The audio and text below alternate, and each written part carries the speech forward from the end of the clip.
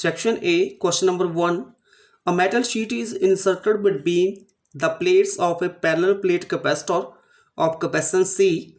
If the sheet partially occupies the space between the plates, the capacitance. Question में हमारे पास एक parallel plate capacitor given है और उसकी कैपेसिटेंस दी गई है C और बोला गया है कि अगर इसके बीच में जो पैरेलल प्लेट है कैपेसिटर की उसके बीच में हम एक मेटल शीट को इंसर्ट कर देते हैं तो जो उसकी कैपेसिटेंस बनेगी वो हमारे पास आ जाएगी बिकम्स ग्रेटर देन C। तो यहाँ पे बी ऑप्शन करेक्ट ऑप्शन होगी।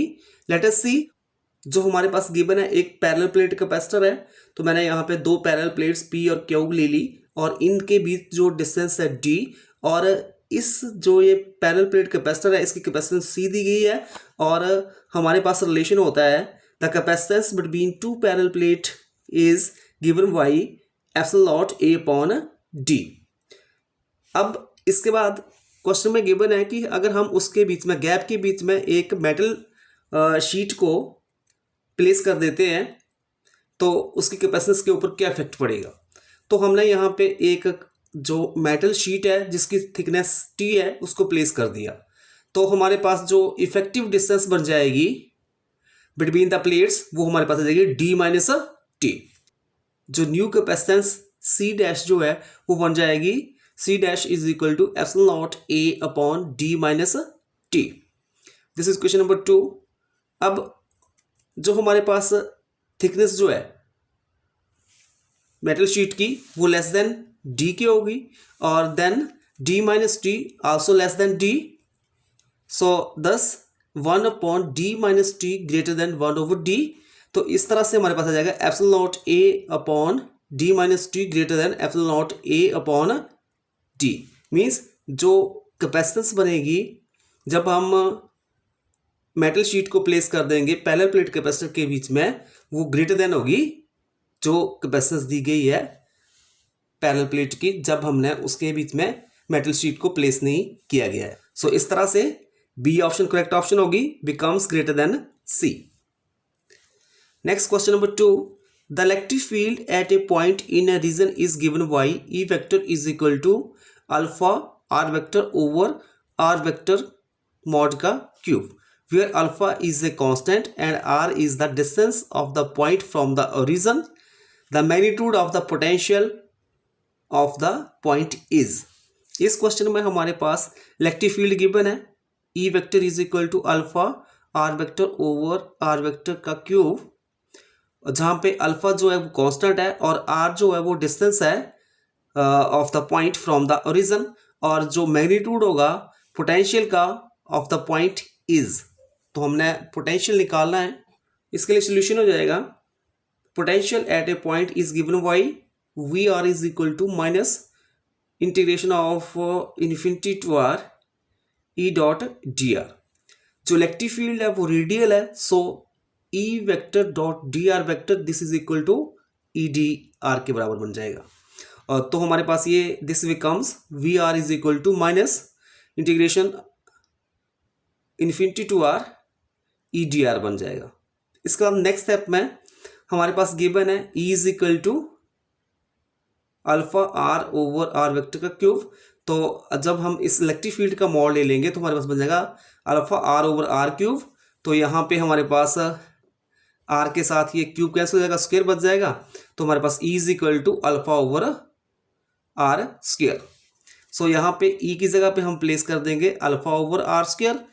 अल्फा जो है कांस्टेंट है उसको बाहर निकाल लेंगे इंटीग्रेशन से अंदर हमारे पास बन जाएगा 1 over R square D R. अब R स्क्वायर को ऊपर ले जाएंगे तो ये बन जाएगा R स्क्वायर इनवर्स। अब R स्क्वायर इनवर्स की जो इंटीग्रेशन आ जाएगी R minus 2 plus 1 over minus 2 plus 1 और लिमिट हो जाएगी इन्फिनिटी टू R क्योंकि हमारे पास जो इंटीग्रेशन होती है x dx this is equal to x raise to power n plus 1 over n plus 1। इस फार्मूले का हम यहाँ पे यूज़ करेंगे। तो नेक्स्ट स्टेप में हमारे पास बन जाएगा minus 2 plus 1 that is minus 1। Also नीचे भी हमारे पास बन जाएगा माइनस 1 तो ये बन गया this is equal to minus alpha R minus 1 over minus 1 infinity to R। अब माइनस बाहर लेके आ जाएंगे तो माइनस टू माइनस प्लस हो जाएगा तो अल्फा और R इनवर्स हो जाएगा 1 ओवर R। अब हम अपर लिमिट भर देंगे तो बन जाएगा 1/r, और जब लोअर लिमिट भरेंगे तो इन्फिनिटी माइनस 1/इन्फिनिटी, 1/इन्फिनिटी होता है 0, तो हमारे पास बन जाएगा हमारे पास ओनली अल्फा अपॉन आर। तो पोटेंशियल बन जाएगा alpha upon R. So in this way, in this question A option is the correct option, alpha upon R. Next question number 3, 4 resistor each of resistance R and a key are connected as shown in the figure. The equivalent resistance between points A and B when key K is open will be. हमारे पास ये diagram given है और यहाँ पे जो ये की जो है ओपन है, तो इन दैट केस हमने A और B के बीच में जो रेजिस्टेंस बनेगी इक्विवेलेंट, उसको हमने फाइंड आउट करना है। जब हमारे पास ये की ओपन है तो हमारे पास ये एक रेजिस्टेंस R जो है, ये R, ये तीनों जो है ये पैरेलल में हो जाएगी, तो हमारे पास डायग्राम जो बन जाएगी R इस तरह से ही आ जाएगा और ये 3 रेजिस्टर पैरेलल में हो जाएगी A और B पॉइंट के बीच में। तो हमारे पास फर्स्ट ऑफ ऑल हम जो ये रेजिस्टेंस पैरेलल में लगे हैं 3, इसलिए निकाल लेंगे, ये बन जाएगा 1/r dash is equal to 1/r plus 1/r plus 1/r। LCM आ जाएगा r, 1 plus 1 plus 1 that is 3/r। So ये हमारे पास बन जाएगा r dash is equal to r/3। Now अब ये जो रेजिस्टेंस बन गई, जब ये तीनों पैरेलल में है तो उसको मैंने लिख लिया r डैश, और ये जो r है ये दोनों हो जाएंगे सीरीज में, तो r इक्विवेलेंट बन जाएगा r plus r dash, this is equal to r plus r dash की जगह हम फिल कर देंगे r/3, एलसीएम इसका लेंगे तो बन जाएगा 3r प्लस r/3, तो 3r plus r that is 4r/3। So r equivalent बन जाएगा 4r/3। So in this way D is the correct option, 4r/3. Question number 4, a charged particle gains a speed of 10⁶ meter per second when accelerated from rest through a potential difference 10 kilovolt. It enter a region of magnetic field of 0.4 Tesla such that small v vector perpendicular to v vector. The radius of circular path describe why it is. इस question में given है कि एक जो particle है जो कि पहले फर्स्ट ऑफ ऑल रेस्ट में है और हम उसको पोटेंशियल डिफरेंस अप्लाई कर देते हैं 10 किलोवोल्ट का, तो वो स्पीड गेन कर लेता है 10⁶ मीटर पर सेकंड की, और फिर वो एंटर करता है मैग्नेटिक फील्ड के रीजन में, तो वो एक वेलोसिटी के साथ मूव करना शुरू कर देता है v के साथ, और जो मैग्नेटिक फील्ड है v वेक्टर और जो वेलोसिटी होगी उस पार्टिकल की, वो दोनों आपस में क्या है, परपेंडिकुलर है। जब वो मैग्नेटिक फील्ड के रीजन में एंटर करेगा तो उसके बाद वो एक सर्कुलर पाथ में वो मूव करना शुरू कर देगा, तो हमने उस सर्कुलर पाथ का रेडियस जो है वो फाइंड आउट करना है। हमारे पास गिवन है v जो स्पीड है 10⁶ मीटर पर सेकंड और पोटेंशियल 10 किलोवोल्ट, किलो मीन्स 10�3, तो यहाँ पे एक और 10 है तो 10⁴ वोल्ट बन जाएगा। Magnetic field 0.4 tesla. We know that जो रेडियस होगा वो हो जाएगा r is equal to mv/qb, और this is equal to r is equal to v/q/mb, क्योंकि हम जो m को नीचे ले आएंगे तो रीअरेंज करके हमारे पास ये आ जाएगा। अब हम चार्ज पर यूनिट मास इसकी रेशियो निकालेंगे, तो हमारे पास ये बन जाएगा, इसको निकालने के लिए हमारे पास रिलेशन होता है जो काइनेटिक एनर्जी किसके बराबर हो जाएगी, दैट इज QV के बराबर। सो यहाँ पे थोड़ा रीडेंस करते हैं, m को इस साइड ले जाएंगे, Q/m बन जाएगा, और v जो है वो डिवाइड हो जाएगा तो 1/2 v²/v, तो हमारे पास ये बन जाएगा Q/m is equal to v²/2v।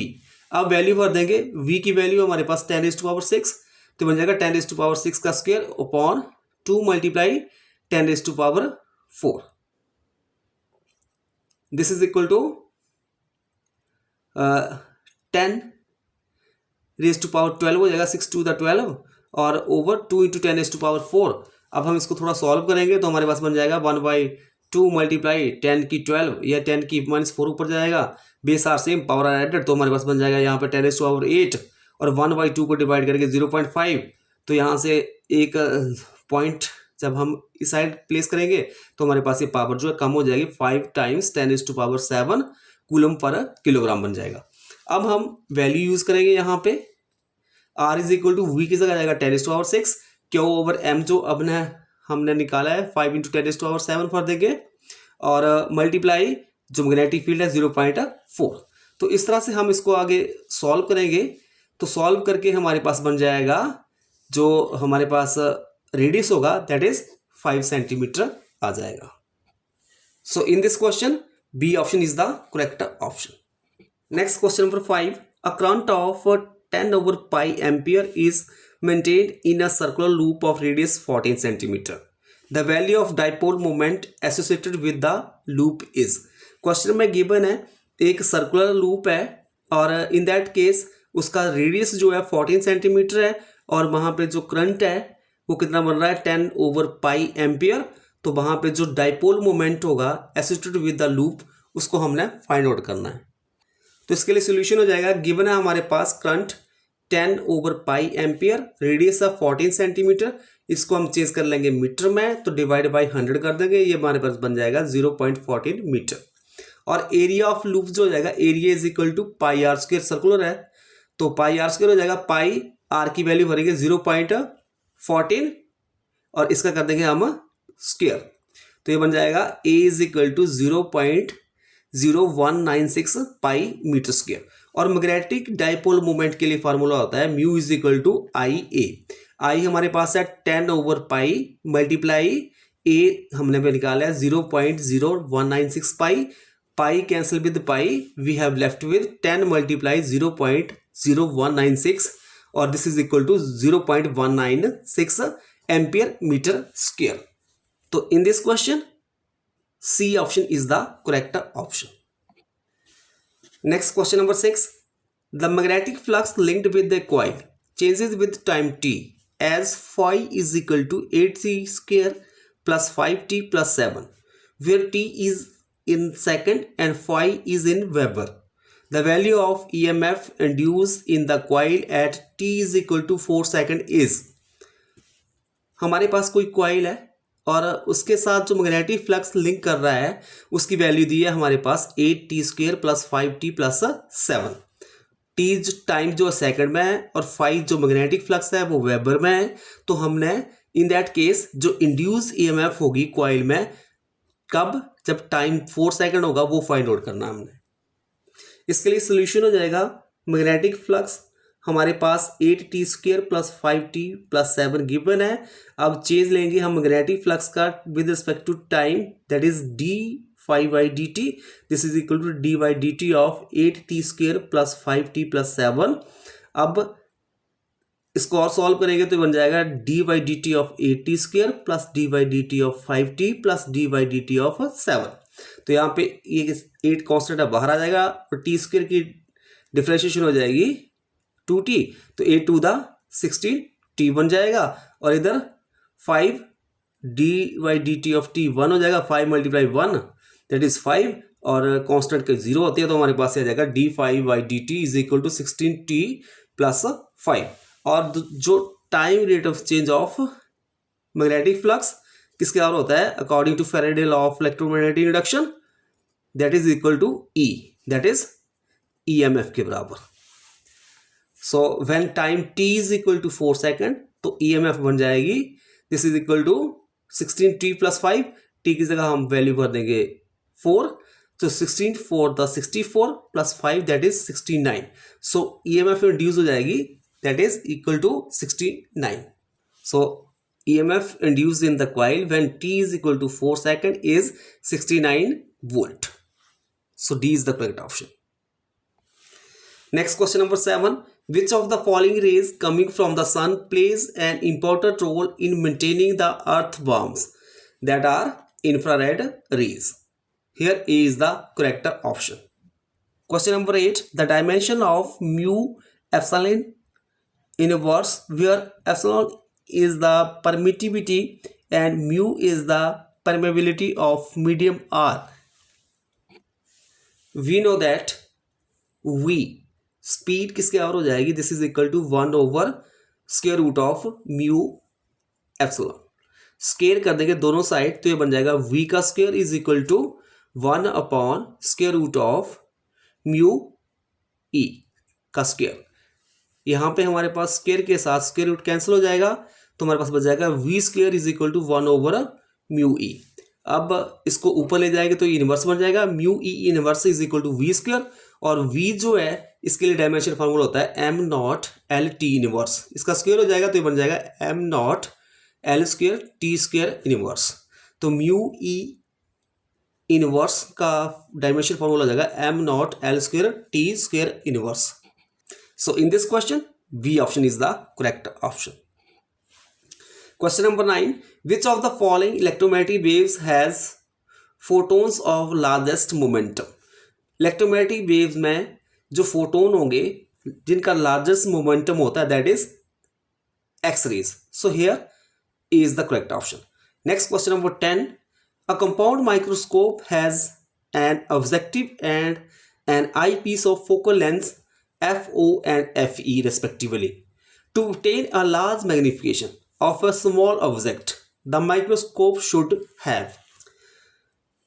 Question में हमारे पास कंपाउंड माइक्रोस्कोप गिवन है, उसका जो ऑब्जेक्टिव लेंस है उसकी फोकल लेंथ FO है और आई पीस की FE है, और हम इन दोनों लेंसेज का यूज़ करेंगे किसके लिए कि हमारे पास लार्ज मैग्नीफिकेशन हो सके स्मॉल ऑब्जेक्ट की। तो इन दैट केस जो फोकल लेंथ ऑफ ऑब्जेक्टिव और focal length of eyepiece small होनी चाहिए और focal length of eyepiece जो है वो ग्रेटर देन हो जाइए focal length of objective. So यहाँ पे हमारे पास ए ऑप्शन जो है वो करेक्ट ऑप्शन होगी। Next question number 11. Two coherent light waves each having amplitude A superimposed to produce an interference pattern on a screen. The intensity of light as seen on the screen varies between. इस question में हमारे पास दो coherent light waves हैं और दोनों का amplitude same है, that is amplitude of each wave is a, और वो सुपर इम्पोज करती है और उसके द्वारा एक इंटरफेरेंस पैटर्न ऑब्टेन होता है स्क्रीन के ऊपर। तो जो इंटेंसिटी होगी लाइट की जो स्क्रीन के ऊपर ऑब्जर्व हो रही है वो वेरी करेगी। उसको निकालने के लिए फर्स्ट ऑफ ऑल हम निकालेंगे कंस्ट्रक्टिव इंटरफेरेंस जब पैटर्न फॉर्म होगा और जो एम्पलीट्यूड होगा वेव का वो ऐड हो जाता है। तो amplitude maximum that is a plus A 2a बन जाएगा, और जब डिस्ट्रक्टिव इंटरफेरेंस टेक्स प्लेस करता है तो एम्पलीट्यूड जो है वो सब्ट्रैक्ट होता है। तो हमारे पास ये बन जाएगा a minimum is equal to a minus A is equal to 0, और we know that intensity is proportional to the square of amplitude. जो इंटेंसिटी होती है वो डायरेक्टली प्रोपोर्शनल होता है स्क्वायर ऑफ द एम्पलीट्यूड के। सो मैक्सिमम के लिए आई मैक्सिमम बन जाएगा this is equal to amplitude in that case 2a का square that is equal to 4a square. Minimum के लिए 0 है तो 0 का स्क्वायर तो ये जाएगा 0। So the intensity varies between the minimum and maximum varies as 0 to 4a square. So in this question B option is the correct option. Question number 12. The kinetic energy of alpha particle is 4 times the kinetic energy of a proton. The ratio lambda alpha over lambda p of de Broglie wavelength associated with them will be. Question में हमारे पास given है एक alpha particle है जिसकी kinetic energy 4 times है kinetic energy of proton की बजाय। तो हम यहाँ पे lambda alpha over lambda P that is de Broglie wavelength होगी उसकी रेशियो निकालेंगे। इसके लिए सोल्यूशन हो जाएगा we know that lambda is equal to H over P. जो वेवलेंथ होती है this is equal to Planck constant H over momentum. इसकी रेशियो होती है अल्फा पार्टिकल के लिए वेवलेंथ बन जाएगी lambda alpha is equal to H over P alpha, और प्रोटॉन के लिए lambda P is equal to H over P P. अब इन दोनों की रेशियो निकाल लेंगे lambda alpha over lambda P this is equal to H over P alpha over H over P P. H के साथ एच कैंसिल हो जाएगा और पी पी ऊपर चला जाएगा तो P P over P alpha. तो हमारे पास बन जाएगा lambda alpha over lambda P is equal to P P over P alpha. This is question number 1। अब जो मोमेंटम और काइनेटिक एनर्जी के बीच में रिलेशन होता है k is equal to P square upon 2m, तो यहाँ पे P square is equal to 2mk बन जाएगा, तो स्क्वेयर इज स्क्वेयर रूट, तो p is equal to square root of 2mk। अब जो इक्वेशन 1 है हमारे पास ये बन जाएगी lambda alpha over lambda p is equal to square root of 2mp kp over square root of 2m alpha k alpha. Question में given है जो काइनेटिक एनर्जी है अल्फा पार्टिकल की वो 4 टाइम है काइनेटिक एनर्जी ऑफ प्रोटॉन के। So K alpha is equal to 4kp। So इसका use हम इक्वेशन 2 में करेंगे, तो हमारे पास बन जाएगा lambda alpha over lambda p, this is equal to square root of 2mp kp over square root of 2 multiply 4mp 4kp। So इस तरह से जब हम इसको सॉल्व करेंगे तो हमारे पास वैल्यू आ जाएगी 1/4।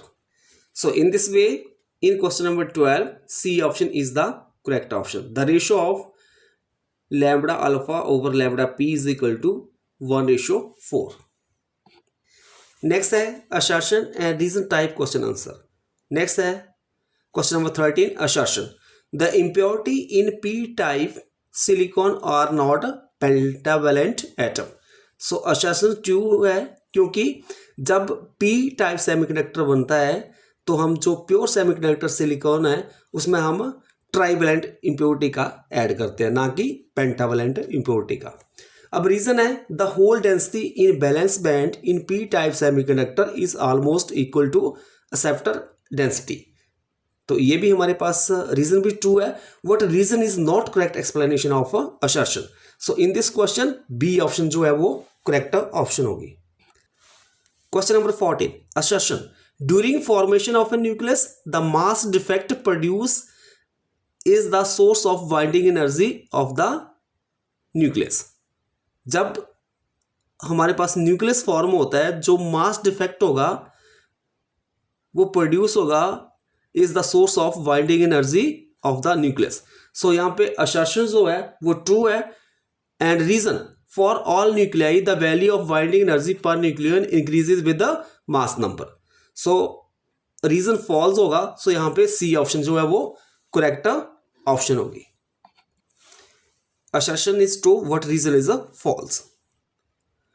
Question number 15 assertion the Balmer series in hydrogen atom spectrum is formed when the electron jumps from higher energy state to the ground state। assertion false है क्योंकि बाल्मर सीरीज के केस में जो इलेक्ट्रॉन है वो higher energy state से first excited state के ऊपर फॉल करता है। इन दैट केस जो है हमारे पास बाल्मर सीरीज जो है बनती है। Reason in Bohr model of hydrogen atom the electron can jump between successive orbits only। so reason भी false है। in this question D option correct होगी। both assertion and reasons all false। question number 16 assertion in Rutherford alpha particle scattering experiment the presence of only new alpha particles at an angle of scattering pi lead him to the discovery of a nucleus। assertion true है क्योंकि जब Rutherford ने alpha scattering experiment किया था तो उसने alpha particle जो कि पॉजिटिवली चार्ज पार्टिकल है उसको बम्बार्ड किया गोल्ड फॉइल के ऊपर, तो उसने पाया कि एक पॉइंट वहाँ पे ऐसा आ रहा था वहाँ पे जो अल्फा पार्टिकल जो है वहाँ पे से उस रास्ते से रिपेल होकर वापस जा रहे थे, मतलब पाई एंगल के साथ वो रिपेल हो रहे थे। तो उस पॉइंट्स को उसने न्यूक्लियस का नाम दिया था। तो असर्शन ट्रू है। Reason the size of nucleus is approximately 10⁻⁻5 times the size of an atom and therefore only few alpha particles are rebounded. So यहाँ पे रीजन भी ट्रू है। Also reason is the correct explanation of assertion. So यहाँ पे A option जो है वो correct option होगी। Section B question number 17 the threshold frequency for a given metal is 3.6 × 10⁻14 hertz. If monochromatic radiation of frequency 6.8 × 10⁻14 Hz are incident on the metal, find the cutoff potential for the photoelectrons। इस question में हमारे पास एक metal है जिसकी threshold frequency given है। Also एक monochromatic radiation है जिसकी फ्रीक्वेंसी 6.8 × 10⁻14 हर्ट्ज है। वो इंसिडेंट हो रही है इस मेटल के ऊपर, तो in that case photo electrons emit होंगे और जो कट ऑफ पोटेंशियल होगा फॉर द फोटो इलेक्ट्रॉन्स उसको हमने फाइंड आउट करना है। इसके लिए सोल्यूशन हो जाएगा, जो थ्रेशोल्ड फ्रीक्वेंसी है उसको हमने न्यू नॉट के साथ लिख दिया, वो आ गई हमारे पास 3.6 इंटू 10⁻14 हर्ट्ज। और जो फ्रीक्वेंसी है मोनोक्रोमेटिक रेडिएशन की उसको हमने न्यू के साथ लिख लिया 6.8 इंटू 10⁻14 हर्ट्ज। और प्लैंक कांस्टेंट की वैल्यू हमें पता है, इलेक्ट्रॉन्स की वैल्यू जो चार्ज होता है उसके ऊपर उसकी भी। और यहाँ पे हम आइंस्टाइन्स फोटोइलेक्ट्रिक इक्वेशन का यूज़ करेंगे, तो उसके according E V naught is equal to H nu minus nu naught हो जाएगा। अब हम थोड़ा इसको रीअरेंज कर देंगे, ई को इस साइड ले जाएंगे तो डिवाइड बाई ई हो जाएगा। अब वैल्यू पुट करेंगे, एच प्लैंक कांस्टेंट की जगह भर दिया हमने 6.63 इंटू 10⁻⁻34 और न्यू आ जाएगा 6.8 इंटू 10⁻14 माइनस न्यू नॉट हो जाएगा 3.6 इंटू 10⁻14 डिवाइड बाई 1.6 इंटू 10 की -19। जब आप इसको सॉल्व करोगे, अब यहाँ पे 10⁻14 हम बाहर कॉमन निकाल लेंगे, हमारे पास बच जाएगा 6.8 माइनस 3.6। जब इन दोनों को माइनस करेंगे तो 3.2 बच जाएगा। और जब आप इस पूरे को सॉल्व करोगे तो आपके पास जो cut off potential V not वो हमारे पास आ जाएगा 1.33 वोल्ट।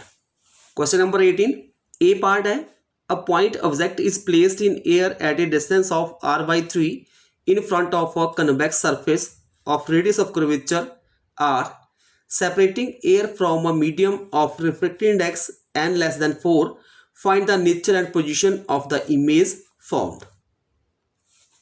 इस क्वेश्चन में हमारे पास एक कन्वेक्स सरफेस है जिसका रेडियस ऑफ कर्वेचर r है और ऑब्जेक्ट को हम प्लेस करेंगे इन फ्रंट ऑफ इट, और कितने डिस्टेंस के ऊपर r/3, मतलब जो रेडियस का 1/3 पार्ट। सो यहाँ पे u आ जाएगा हमारे पास, this is equal to -r/3 और जो n है रिफ्रैक्टिव इंडेक्स लेस देन 4 है तो n1 हमने 1 मान लिया, मतलब जो एयर का रिफ्रैक्टिव इंडेक्स होता है।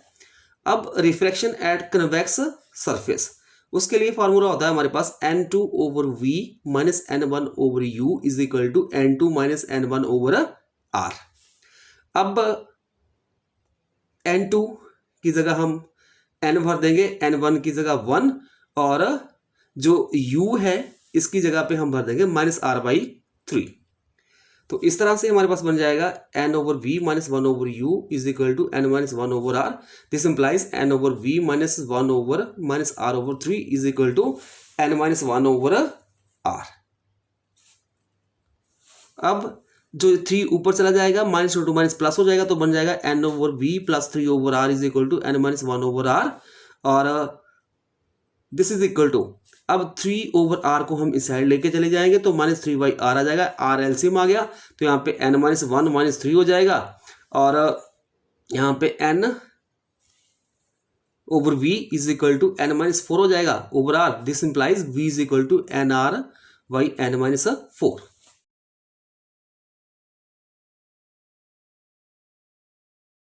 Next, or part B, in Young's double slit experimental setup, the intensity of central maxima is I naught. Calculate the intensity at a point where the path difference between two interfering wave is λ3. Question में given है Young's double slit experiment के case में जो intensity है central maxima की वो I not है, तो हमने इंटेंसिटी निकालनी है एट ए पॉइंट जहां पे पाथ डिफरेंस जो होगा between the two interfering waves is λ/3। इसके लिए सॉल्यूशन हो जाएगा, हमने मान लिया कि जो I नॉट है intensity of central maxima, lambda जो है वेवलेंथ और डेल एक्स जो हो जाएगा पाथ डिफरेंस और किसके बराबर गिवन है λ/3 और फाई जो होगा फेज डिफरेंस। और जो पाथ डिफरेंस और फेज डिफरेंस दोनों के बीच में रिलेशन होता है phi is equal to 2π/λ multiply del x. अब डेल एक्स की जगह हम भर देंगे λ/3, गिवन है हमारे पास पाथ डिफरेंस, लैम्डा के साथ lambda cancel, we have left with 2π/3। अब फाई जो फेज डिफरेंस आ गया 2π/3। नाउ जो इंटेंसिटी बनेगी I is equal to 4i cos² φ/2। अब गिवन है 4i is equal to I not के बराबर है, तो i is equal to I not cos square 2π/3/2। अब 2 नीचे आ जाएगा तो ये बन जाएगा आई नॉट कॉस स्क्वायर 2π/6। पाई की वैल्यू भर देंगे 180, तो ये बन जाएगा 2 × 180/6। कटिंग कर देंगे 630 द 180, 32 द 60। अब cos 60 की वैल्यू होती है 1/2, तो बन जाएगा आई नॉट 1/2 का स्क्वायर, तो हमारे पास बन जाएगा ये 1/4। तो i is equal to I naught by 4 is the answer. Next question number 19, a voltmeter of resistance 1000 ohm can measure up to 25 volt. How will you convert it to so that it can read up to 250 volt? एक volt meter है जिसकी resistance 1000 ओम है और वो major कर सकता है 25 volt तक। आप उसको कैसे कन्वर्ट करोगे कि वो 250 वोल्ट तक रीडिंग नोट कर सके? इसके लिए सोल्यूशन हो जाएगा, रेजिस्टेंस जो है 1000 ओम और वोल्टेज 25 वोल्ट। करंट निकाल लेंगे, I is equal to V/R, तो 25/1000 ये बन जाएगा 25 × 10⁻³ ampere. Now resistance to be connected to voltmeter that is R' is equal to V'/I minus R, और V' कितना बनाना हमने 250 वोल्ट। वैल्यू भर देंगे 250/25 × 10⁻³ माइनस 1000। जब आप इसको सॉल्व करोगे तो आपके पास आ जाएगा 9000 ओम। This 9000 ohm is in series with the voltmeter, then we are able to convert this voltmeter to a range of 250 volt. Next question 20, when a neutron collides with the uranium, the nucleus give xenon and strontium as fission products. The two neutrons are ejected. Calculate the mass defect and the energy released in mega electron volt in this process. अब इस question में हमारे पास given है एक neutron जो है वो यूरेनियम के साथ कोलाइड कर रहा है, उससे क्या होगा कि दो पार्ट्स में वो डिवाइड हो जाएगा वो न्यूक्लियस, और फिजन टेक्स प्लेस करेगी और दो न्यूट्रॉन जो है वो निकलेंगे। तो जो हमने कैलकुलेट करना है मास डिफेक्ट और एनर्जी रिलीज होगी इन दिस प्रोसेस, जब हमारे पास यूरेनियम जो है स्प्लिट करेगा दो लाइटर न्यूक्लियाई में। जो मास ऑफ यूरेनियम है वो यहाँ क्वेश्चन में गिवन है, also mass of xenon strontium इसका भी गिवन है, और मास ऑफ 1 न्यूट्रॉन भी गिवन है। इसका यूज करते हुए हम जो मास डिफेक्ट और energy released in this process निकाल सकते हैं। इसका सोल्यूशन हो जाएगा, रिएक्शन बन जाएगी यूरेनियम 92-235 प्लस 1 न्यूट्रॉन, ये हमारे पास जीनोन स्ट्रोंशियम और 2 न्यूट्रॉन निकलेंगे। मास डिफेक्ट हो जाएगा, this is equal to mass of 1 neutron plus mass of uranium minus mass of xenon plus mass of strontium plus mass of 1 neutron. अब इन सभी की वैल्यू जो है क्वेश्चन में गिवन है हम यहाँ पे भर देंगे, और जब आप इसको सॉल्व करोगे तो जो मास डिफेक्ट बनेगा 0.19827 U। अब जो एनर्जी रिलीज होगी, एनर्जी किसका होती है mass defect multiply 931 mega electron volt. तो हमने मास डिफेक्ट ये निकाला है, इसको मल्टीप्लाई कर देंगे 931 मेगा इलेक्ट्रॉन वोल्ट के साथ, तो एनर्जी रिलीज आ जाएगी 184.59 mega electron volt. Next question है 21, the resistance of a wire eight 25 degree Celsius is 10 ohm. When heated to 125 degree Celsius, its resistance become 10.5 ohm. Find first the temperature coefficient of the resistance of the wire, and second the resistance of wire at 425 degree Celsius. हमारे पास question में given है एक wire है, जब उसका temperature 25 degree Celsius है तो उसकी रेजिस्टेंस है 10 ओम। जब हम उसको हीट करते हैं 125 डिग्री सेल्सियस तक तो उसकी रेजिस्टेंस बन जाती है 10.5 ओम के बराबर। इस क्वेश्चन में हम temperature coefficient of resistance of the wire उसको फाइंड करेंगे, second resistance of the wire eight 425 degree Celsius के ऊपर। फर्स्ट पार्ट का सोल्यूशन गिवन है, R1 10 ओम, R2 10.5 ओम, T1 हो जाएगा 25 डिग्री सेल्सियस और T2 125 degree Celsius. We know that R2 is equal to R1 bracket start 1 plus alpha bracket start T2 minus T1 bracket close, और यहाँ पे हम value भर देंगे। R2 की जगह 10.5 और R1 की जगह 10 1 अल्फा, और T2 की जगह हमारे पास 125 माइनस 25 ये आ जाएगा 100। जब आप इसको सॉल्व करोगे थोड़ा, यहाँ पे 10 मल्टीप्लाई 1 10 हो जाएगा, यहाँ पे 100 मल्टीप्लाई 10 दैट इज 1000 अल्फा। फिर 10 को इस साइड ले जाओ, 10.5 माइनस 10 ये बन जाएगा 0.5, this is equal to 1000 alpha. तो alpha is equal to 0.5 over 1000। जब हम इसको सॉल्व करेंगे तो हमारे पास आ जाएगा 5 टाइम्स 10⁻⁻⁴ पर डिग्री सेल्सियस। सेकंड पार्ट में हम निकालेंगे रेजिस्टेंस एट 425 डिग्री सेल्सियस के ऊपर। तो this is equal to resistance at 25 bracket start 1 plus alpha 425 minus 25, 425 minus 25 हो जाएगा 400। अल्फा की जगह हम वैल्यू भर देंगे 5 टाइम्स 10⁻⁻⁴। जब आप इसको सॉल्व करोगे तो आपके पास जो रेजिस्टेंस बनेगी 425 डिग्री सेल्सियस के ऊपर वो आ जाएगी 12 ohm. Section C, question number 22 A part, draw the energy band diagram for conductors, semiconductor and insulator at T is equal to 0 K. How is an electron hole pair formed in a semiconductor at a room temperature? Question में हमने energy band diagram बनानी है conductor, semiconductor और insulator के लिए जब temperature है 0 kelvin, और शो करना है कि जब रूम टेम्परेचर होगा तो सेमीकंडक्टर के केस में इलेक्ट्रॉन होल पेयर फॉर्म होते हैं और वो क्यों होते हैं। इसका सॉल्यूशन हो जाएगा, कंडक्टर के केस में जो बैलेंस बैंड और कंडक्शन बैंड है वो ओवरलैप करेंगे, मतलब एनर्जी गैप जो होगा वो 0 इलेक्ट्रॉन वोल्ट होगा। अब सेमीकंडक्टर के केस में जो एनर्जी गैप होगा ईजी वो लेस देन होगा 3 इलेक्ट्रॉन वोल्ट के कंडक्शन बैंड और बैलेंस बैंड के बीच में। इंसुलेटर के केस में बैलेंस बैंड और कंडक्शन बैंड के बीच में जो एनर्जी गैप होगा ग्रेटर देन 3 इलेक्ट्रॉन वोल्ट होगा। और at room temperature thermal energy is sufficient for electron to make them free from the bonds and create a vacancy called hole, hence electron hole pair is formed. इसका B part है, carbon and silicon both are member of fourth group of periodic table and have the same lattice structure.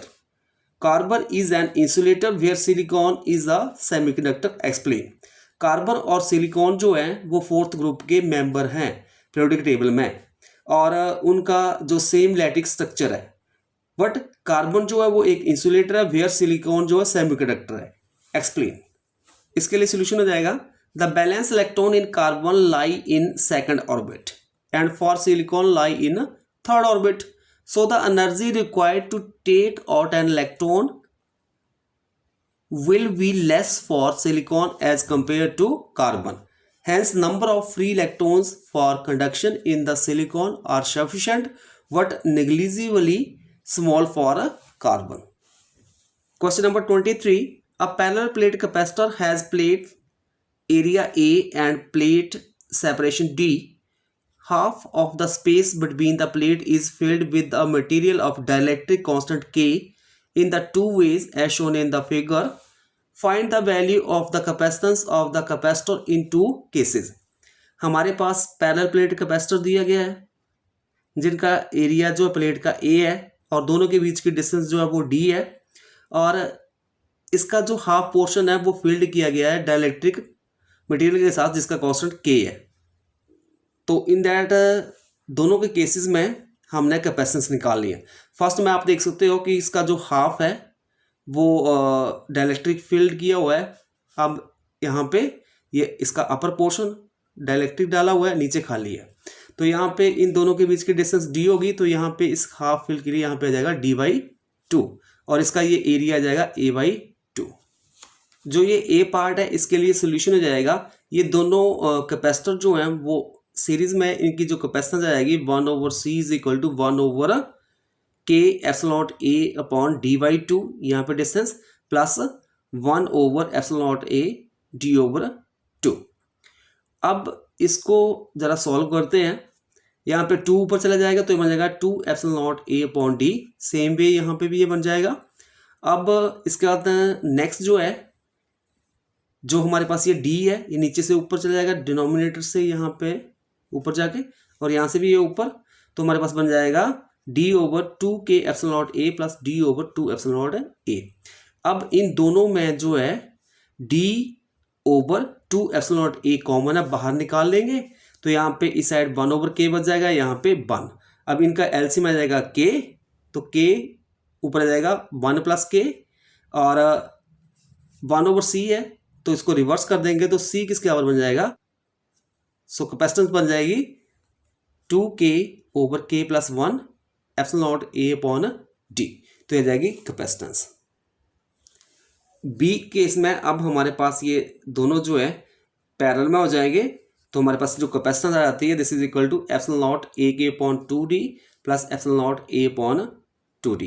तो यहाँ पे epsilon not A upon D common आ जाएगा, यहाँ पे बच जाएगा हमारे पास k प्लस 1 ओवर 2, तो c is equal to k plus 1 over 2 epsilon not a upon d। Next question number 24, in Young's double slit experiment the separation between the two slits is 1.0 mm and the screen is 1.0 meter away from the slits. A beam of light consisting of two wavelengths 500 nanometer and 600 nanometer is used to obtain interference fringes. Calculate first part, the distance between the first maxima for the two wavelengths. B part, the least distance from the central maximum where the bright fringes due to both the wavelength coincide। हमारे पास question में given है Young's double slit experiment का case है, और separation जो है दो slits के बीच की वो है हमारे पास 1.0 mm, और स्क्रीन जो है 1.0 मीटर अवे है स्लिट से, और एक बीम ऑफ लाइट जो है कंसिस्टिंग ऑफ टू वेवलेंथ, जिनकी दो वेवलेंथ आ जाएगी 500 नैनोमीटर और 600 नैनोमीटर, यूज की गई है इंटरफेरेंस फ्रिंजेस को ऑब्टेन करने के लिए। फर्स्ट पार्ट में हमने निकालना है जो डिस्टेंस बनेगी किसके बीच में, फर्स्ट मैक्सिमम और फॉर टू वेवलेंथ के लिए, और सेकंड जो है लीस्ट डिस्टेंस जो होगी for the central maximum where bright fringe जो है due to the both the wavelength coincide करेंगी। अब इसको हम सॉल्व करेंगे तो यहाँ पे ये बन जाएगा 600 माइनस 500 100 मल्टीप्लाई 10⁻⁻9 ओवर 10⁻⁻3। जब आप इसको सॉल्व करोगे तो आपके पास वैल्यू आएगी 10⁻⁻4 मीटर। सो डिस्टेंस हो जाएगी 10⁻⁻4 मीटर। अब सेकंड पार्ट को सॉल्व करेंगे, बी पार्ट को।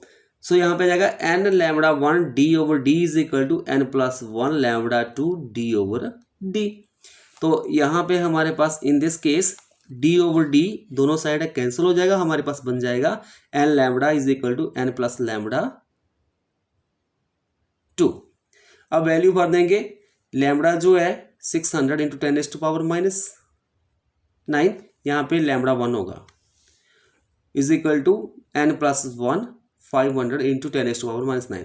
10⁻⁻9 आपस में कैंसिल हो जाएगा, जीरो के साथ जीरो कैंसिल हो जाएगी। 6n is equal to n plus 1 multiply 5 हो जाएगा, 5 के साथ मल्टीप्लाई करेंगे 5n प्लस 5 बन जाएगा, 5n को इस साइड ले जाएंगे तो माइनस हो जाएगा, तो यहाँ पे n इज इक्वल टू 5, और x जो जाएगा this is equal to 5 multiply lambda 1 d over d। अब जो लैम्बडा 1 है 600 मल्टीप्लाई 10⁻⁻9 मल्टीप्लाई d 1 हो जाएगा, और स्मॉल d 10⁻⁻3, तो ये बन जाएगा 3 mm। तो x कितना जाएगा 3 mm। Question number 25, differentiate between half wave and full wave rectification with the help of a circuit diagram, explain the working of a full wave rectifier. Question में हमने differentiate करना है हाफ वेव और full wave rectification के बारे में, और with the help of diagram जो वर्किंग है फुल वेव रेक्टिफायर की उसको हमने डिस्कस करना है। Half wave rectifier, there is output in one half of input cycle, मतलब हाफ आउटपुट हमें ऑब्टेन होती है, मतलब पॉजिटिव हाफ के लिए हमारे पास आउटपुट मिलेगी एसी के और नेगेटिव हाफ के लिए आउटपुट नहीं मिलेगी, क्योंकि इन this case only one diode जो है उसको हम यूज़ करते हैं। फुल वेव रेक्टिफायर के केस में आउटपुट जो होगी obtain for both half cycle of input, that is positive और नेगेटिव हाफ के लिए जो एसी इनपुट देंगे हम। इसी तरह से हमारे पास वोल्टेज एट ए इनपुट हो जाएगी, पॉजिटिव आया नेगेटिव आया, पॉजिटिव के लिए आउटपुट मिल गई, नेगेटिव के लिए नहीं आएगी, फिर पॉजिटिव हाफ के लिए फिर आउटपुट और नेगेटिव के लिए नहीं आएगी। और जो फुल वेव रेक्टिफायर है, फुल वेव रेक्टिफायर के केस में इनपुट दे रहे हैं हम यहाँ पे, जैसे पॉजिटिव है तो भी आउटपुट मिल रही है, नेगेटिव के लिए भी आउटपुट मिलेगी। इस तरह से पॉजिटिव नेगेटिव बोथ हाफ के लिए आउटपुट हमें ऑब्टेन होती है फुल वेव रेक्टिफायर के केस में। Full wave rectifier circuit diagram आ गई हमारे पास।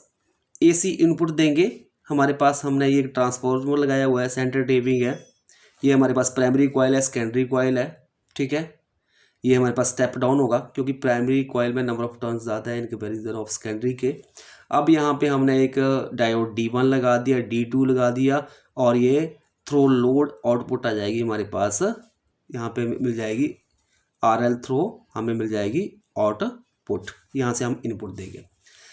जब हमारे पास एसी का वर्किंग जो देख लो इसकी, एसी में यहाँ पे हमारे पास जब पॉजिटिव हाफ आएगा, पॉजिटिव हाफ आएगा तो मान लो जो ये हमारे पास अपर एज जो है ये पॉजिटिव हो जाता है और नीचे वाला नेगेटिव, तो डायोड D1 कंडक्ट में आ जाएगा, करंट फ्लो करेगा, फॉरवर्ड बाइसिंग बनेगी और आउटपुट मिल जाएगी। जबकि D2 जो डायोड है वो इसमें रिवर्स बाइसिंग होगी, यहाँ से करंट फ्लो नहीं करेगा। अब जब नेगेटिव हाफ आएगा तो इससे अपवर्ड हो जाएगा, ए जो है नेगेटिव हो जाएगा, बी पॉजिटिव हो जाएगा, तो डायोड D2 जो है फॉरवर्ड बाइसिंग हो जाएगी। इस तरह से हमारे पास हमें थ्रू लोड रेजिस्टेंस आउटपुट मिल जाएगी। तो इस तरह से हमारे पास नेगेटिव हाफ के लिए भी आउटपुट मिल जाएगी, और D1 डायोड जो है वो कंडक्ट में नहीं होगा क्योंकि यहाँ पे नेगेटिव होगा, तो ये रिवर्स बाइसिंग करंट फ्लो नहीं करेगा। फिर पॉजिटिव आएगा तो D1 कंडक्ट में आ जाएगा, आउटपुट मिल जाएगी। जब नेगेटिव आएगा तो D2 कंडक्ट में आ जाएगा और आउटपुट मिल जाएगी। तो इस तरह से आउटपुट जो होगी कंटिन्यूस होगी। Next question number 26, an electron of mass m and a charge -e is revolving anti-clockwise around the nucleus of an atom। First part जो हमने ए ऑब्टेन करना है, expression for the magnetic dipole movement of the atom के लिए। Second जो है वो हमने जो इफ एल जो है हमारे पास एंगुलर मोमेंटम है इलेक्ट्रॉन का, तो हमने शो करना है जो मैग्नेटिक मूवमेंट होगा this is equal to -e/2m multiply L vector. Solution हो जाएगा ए पार्ट का।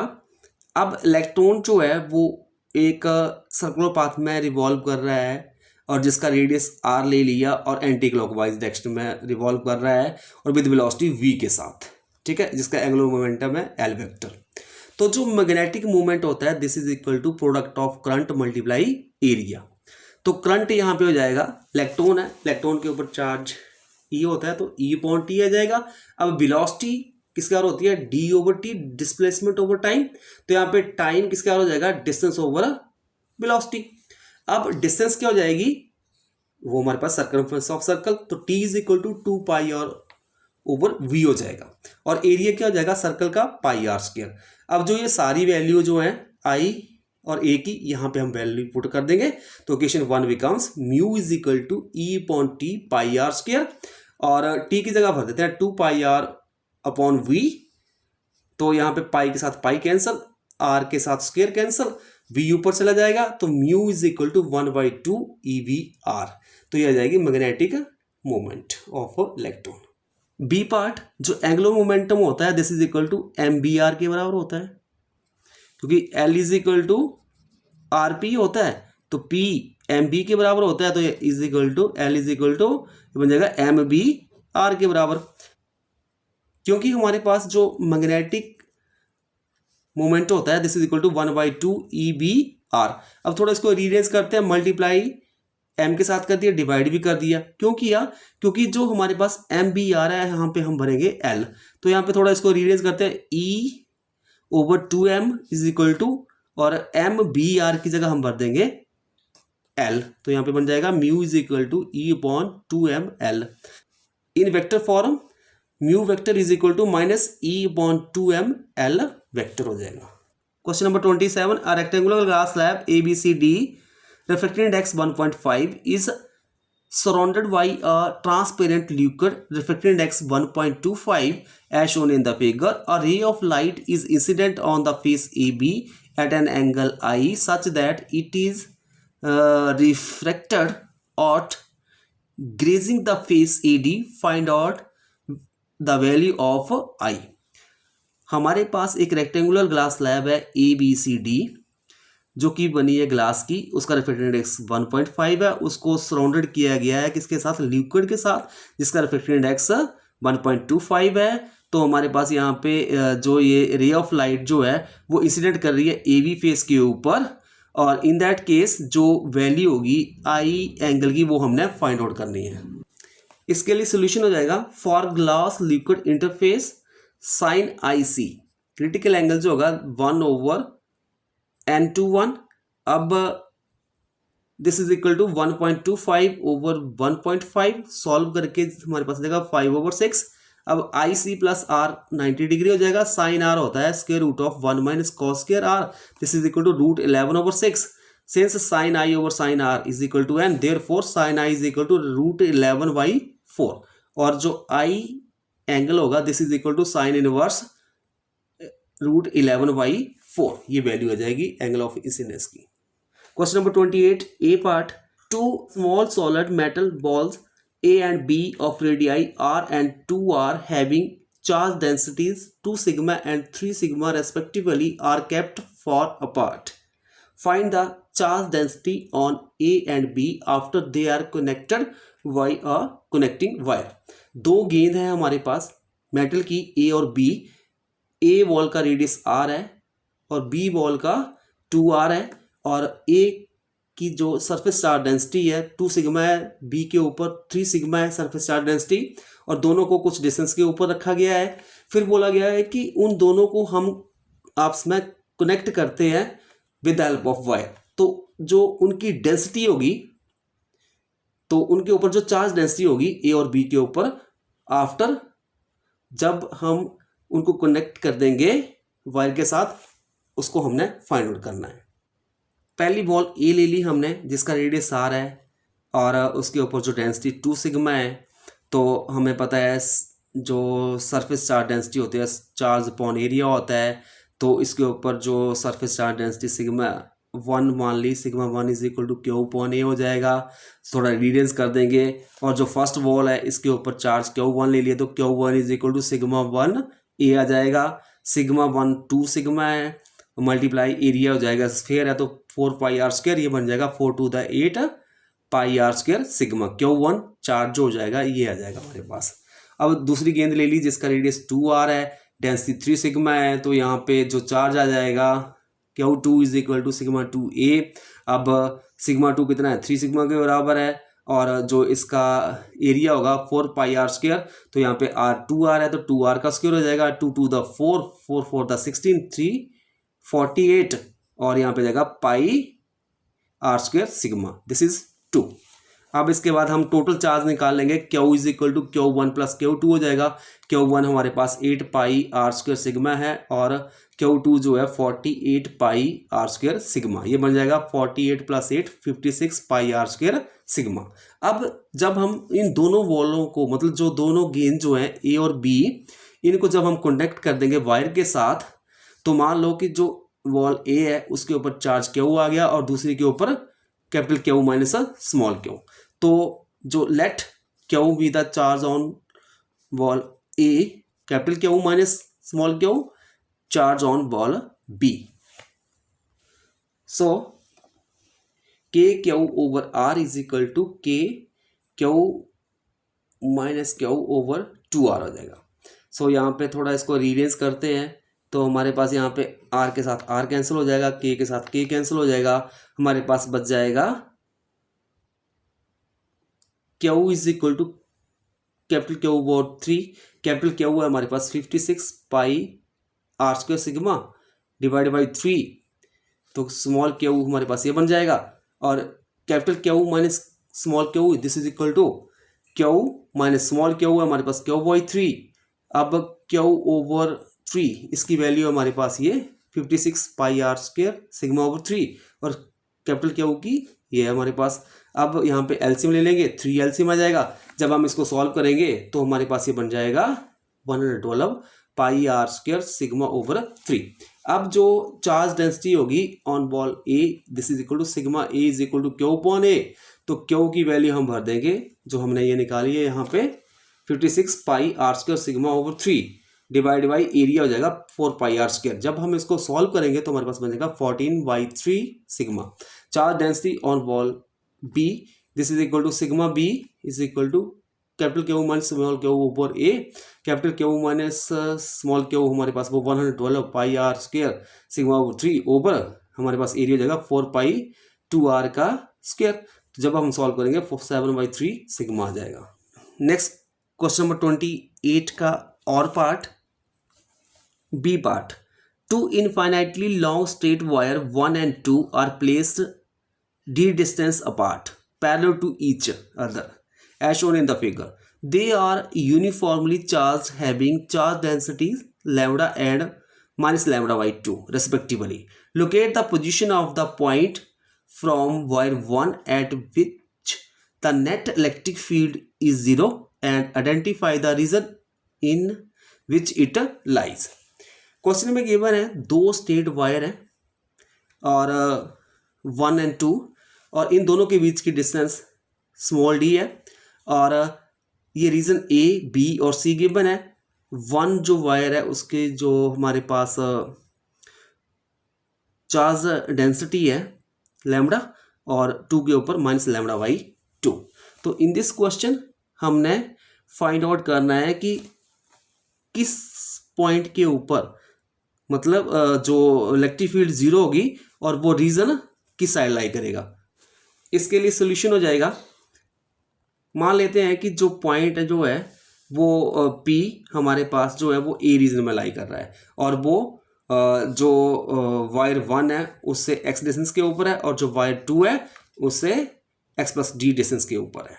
ठीक है, तो हमारे पास जो इलेक्ट्रिक फील्ड बनेगी at point P due to this wire 1 उसकी डायरेक्शन इस तरफ हो जाएगी E1।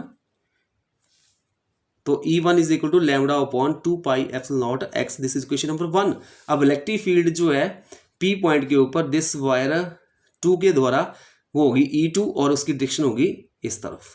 ठीक है, तो E2 is equal to lambda 2 upon 2 pi epsilon naught और डिस्टेंस आ जाएगी x+d। This is equation number 2। And जो नेट इलेक्ट्रिक फील्ड बनेगी P के ऊपर वो 0 होगी, that is E1 is equal to E2। E1 हो जाएगा lambda over 2 pi epsilon naught x। This is equal to E2 हो जाएगा lambda over 2 multiply 2 pi epsilon naught x+d। जब हम इसको सॉल्व करेंगे तो लैम्डा के साथ लैम्डा कनेक्ट हो जाएगा, 2 पाई एप्सिलॉन नॉट के साथ 2 पाई एप्सिलॉन नॉट और हमारे पास यहाँ पे जब आप सॉल्व करोगे x is equal to -2d आ जाएगा। Negative sign indicate that point lies in the region C at a distance 2d from wire 1, electric field is 0. Question number 29. Einstein explains photoelectric effect on the basis of Planck quantum theory, where light travel in the form of small bundles of energy called photons. The energy of each photon is h nu, where nu is the frequency of incident light and h is the Planck constant. The number of photoelectrons in a beam of light determine the intensity of incident light. A photon incident on a metal surface transfers its total energy h nu to a free electrons in the metal. A part of this energy is used in ejecting the electron from the metal and is called its work function. The rest of energy is carried by the ejected electron as its kinetic energy. इस paragraph में हमारे पास given है कि जब कोई हमारे पास photon metal surface के ऊपर पड़ता है और जो फोटोन होता है लाइट के अंदर फोटोन होते हैं उनकी एनर्जी होती है एच न्यू और जो इलेक्ट्रॉन होता है मेटल का जब वो एनर्जी गेन करेगा फोटोन से उसको वो 2 पार्ट्स में यूज़ करेगा। एक पार्ट्स तो उस इलेक्ट्रॉन जो है फोटोन की एनर्जी का वो मेटल सरफेस से बाहर आने के लिए यूज़ करेगा in the form of work function और अनदर पार्ट जो है दूसरा पार्ट उसका यूज करेगा वो काइनेटिक एनर्जी के रूप में। अब इस पैराग्राफ के बेस्ड जो क्वेश्चन है, which of the following graph show the variation of photo electric current with the intensity of light. We know that जो फोटो इलेक्ट्रिक करंट होता है वो डायरेक्टली प्रोपोर्शनल होता है इंटेंसिटी ऑफ इंसिडेंट लाइट के। तो जो ग्राफ आएगा इंटेंसिटी और फोटो इलेक्ट्रिक करंट के बीच में वो स्ट्रेट लाइन ग्राफ होगा, तो यहाँ पे सी ऑप्शन जो है वो करेक्ट ऑप्शन होगी। दूसरा क्वेश्चन था, when the frequency of incident light is increase without changing it's intensity the saturation current. Saturation current जो है वो रिमेन द सेम रहेगा, क्योंकि जो सैचुरेशन करंट है वो डिपेंड करता है इंटेंसिटी ऑफ इंसिडेंट लाइट के ऊपर, ना कि फ्रीक्वेंसी ऑफ इंसिडेंट लाइट के ऊपर। क्योंकि यहाँ पे दिया गया है कि अगर फ्रीक्वेंसी को चेंज करते हैं तो हमारे पास सैचुरेशन करंट के ऊपर कोई फर्क नहीं पड़ेगा। कब फर्क पड़ेगा? जब इंटेंसिटी ऑफ इंसिडेंट लाइट को हम चेंज करते हैं। तो यहाँ पे ऑप्शन आ जाएगी D, remain the same. Next जो थर्ड था क्वेश्चन पूछा गया था, which of the following graph can be used to obtain the value of Planck constant. Planck constant को निकालने के लिए हम cut off potential that is stop potential और जो फ्रीक्वेंसी ऑफ इंसिडेंट लाइट, इन दोनों के बीच जो ग्राफ होता है उसका हम यूज करते हैं प्लैंक कांस्टेंट को फाइंड आउट करने के लिए। तो यहाँ पे सी ऑप्शन जो है वो करेक्ट ऑप्शन होगी।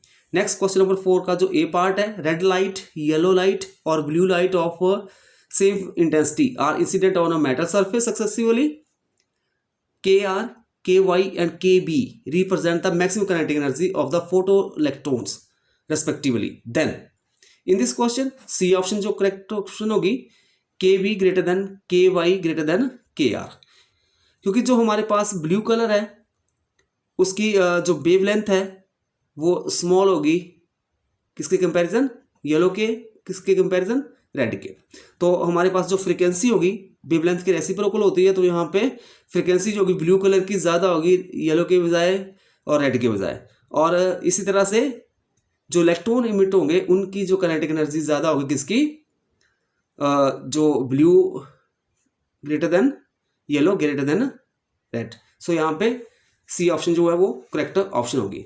नेक्स्ट है बी पार्ट, इसका जो और पार्ट है, which of the following metal exhibits photoelectric effect with visible light. So यहाँ पे आ जाएगा सीजियम, क्योंकि सीजियम जो है, सीजियम मेटल जो वो सेंसिटिव होती है विजिबल लाइट के लिए, और जो जिंक, कैडमियम और मैग्नीशियम जो है वो रिस्पॉन्ड करती है अल्ट्रावायलेट लाइट के लिए due to their higher work function के कारण। नेक्स्ट क्वेश्चन नंबर 30 है, a galvanometer is an instrument used to show the direction and strength of the current passing through it. In a galvanometer, a coil placed in the magnetic field experiences a torque and hence get deflected when a current passing through it. The name is derived from the surname of Italian scientist L. Galvani, who in 1791 discovered that electric current makes a dead frog leg jerk. A spring attached with the coil provides a counter torque. In equilibrium, the deflecting torque is balanced by the restoring torque of the spring as we have NBAI is equal to K5. तो इसमें हमारे पास जो galvanometer उसके बारे में दिया गया है। गैल्वेनोमीटर का यूज़ हम करते हैं किसके लिए? डायरेक्शन और स्ट्रेंथ जो है करंट की किसी सर्किट में से जो पास हो रहा है उसको फाइंड आउट करने के लिए। अब जो गैल्वेनोमीटर है इक्विलिब्रियम पोजीशन के ऊपर क्या होता है कि जो डिफ्लेक्टिंग टॉर्क होती है किसके बराबर होती है? रिस्टोरिंग टॉर्क के बराबर। ठीक है, तो मतलब ये आ जाएगा relation NBAI is equal to K5। वहाँ पे N नंबर ऑफ टर्न्स हो जाएंगे कॉइल के, B magnetic field, A area of cross section, I जो है करंट हो जाएगा, K आ जाएगा हमारे पास टॉरशनल कांस्टेंट और phi जो होगा angular deflection of coil. As the current which produces full-scale deflection in the galvanometer is very small, the galvanometer cannot be such we use to measure current in electric circuits. A small resistance called shunt of a stable value is connected with the galvanometer to convert it into an ammeter of desired range. By using a higher resistance, a galvanometer can also be converted into a voltmeter. देखो जो full scale deflection जो आएगी galvanometer में वो small आएगी और galvanometer को हम इस तरह से यूज़ नहीं कर सकते हैं।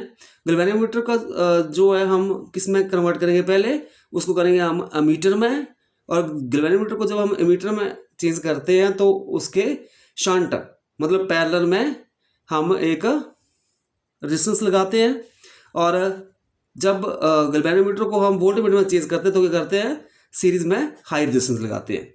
अब जो क्वेश्चन है बेस्ड ऑन दिस पैराग्राफ वो है हमारे पास first one, the value of current sensitivity of a galvanometer is given by. देखो जो हमारे पास रिस्टोरिंग टॉर्क किसके बराबर, डिफ्लेक्टिंग टॉर्क के बराबर होती है इक्विलिब्रियम कंडीशन के ऊपर, तो ये बन जाएगा NBA is equal to K5। तो थोड़ा इसको रीअरेंज करते हैं, ये बन जाएगा NBA ओवर, अब हम क्या करेंगे, K को नीचे ले आएंगे, this is equal to 5/I। तो हमारे पास 5/I ये जो रेशियो है this is known as the current sensitivity, और किसके बराबर हो गया NBA/K। सो यहाँ पे बी ऑप्शन जो है वो करेक्ट ऑप्शन होगी। Question second, a galvanometer of resistance 6 ohm shows full scale deflection for a current of 0.2 ampere. The value of shunt to be used with this galvanometer to convert it into an emitter of raise 0 to 5 ampere is। इस question में हमारे पास एक galvanometer है जिसकी resistance 6 ओम दी गई है, उसको मैंने RG के साथ लिख लिया, और जो गैल्वेनोमीटर में से जो करंट फ्लो कर रहा है कितना कर रहा है 0.2 एम्पियर, उसको IG के साथ लिख लिया, और उसको हमने किस में कन्वर्ट करना है, अमीटर में, और उसकी रेंज कितनी होनी चाहिए 0 to 5, मतलब करंट कितना बनना चाहिए I is equal to 5 ampere. ठीक है, तो जो हम पैरेलल में रेजिस्टेंस लगाएंगे मतलब शंट रेजिस्टेंस लगाएंगे RS, वो हमने फाइंड आउट करना है। तो हमारे पास जो फार्मूला होता है शंट रेजिस्टेंस को फाइंड आउट करने के लिए, RS is equal to IG over I minus IG multiply RG। अब IG की वैल्यू भर देंगे 0.2 ओवर I आ जाएगा 5 माइनस 0.2 मल्टीप्लाई 6, और जब हम इसको सॉल्व करेंगे तो हमारे पास वैल्यू आ जाएगी शंट रेजिस्टेंस की, दिस इज इक्वल टू 0.25 ओम। सो इस तरह से हमारे पास इस क्वेश्चन में ए ऑप्शन जो है वो करेक्ट ऑप्शन होगी। नेक्स्ट है question number 3, the value of resistance of the ammeter in case second will B.